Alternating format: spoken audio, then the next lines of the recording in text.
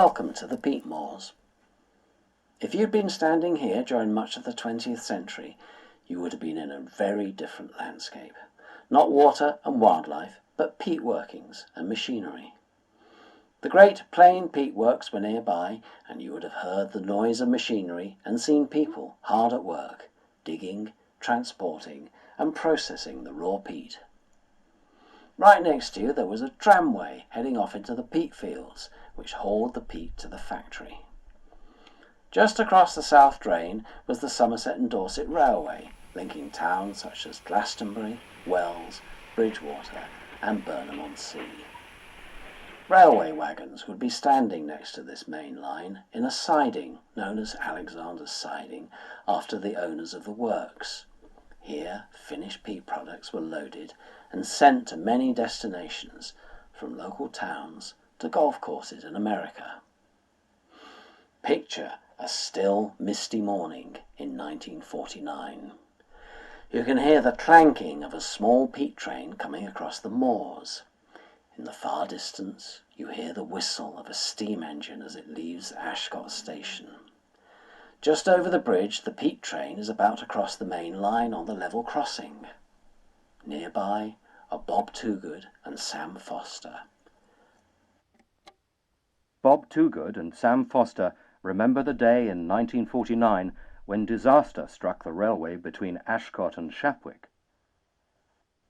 That morning I heard the train go in. I just finished milking. Used to that time of the morning. And all of a sudden I hear this big clatter, see? And big clatter and banging and whatnot. And I thought, oh, something's gone wrong somewhere.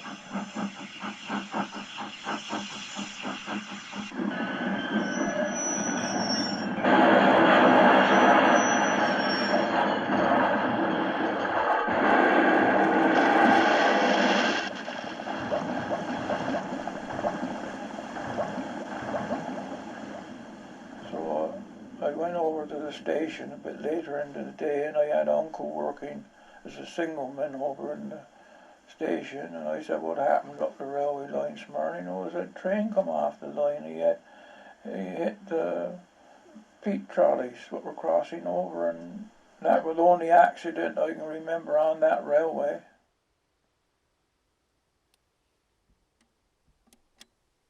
Next day, these big toffs come down from Swindon with their bowler hats on, railway officials. Oh, we'll lift that out, we'll get it out, because it was weighing 80 tons, you see, and that blocked off the South Drain. So they had to dig a trench around it, allow the drainage. And they came down, and they said, oh, we'll lift that out. Oh, we'll bring the steam crane down from Swindon. They brought it down to Shapwick in the side, and they built a big platform with big timbers like this, and said, right, we're going to lift it out tomorrow. Brought the steam crane up, and they hitched it up to the engine, started, went on. The engine didn't move, did it? The crane was going down in the peat, and the engine stayed where it was, and they had to cut it all up in little pieces. And I said, I told you would, didn't I?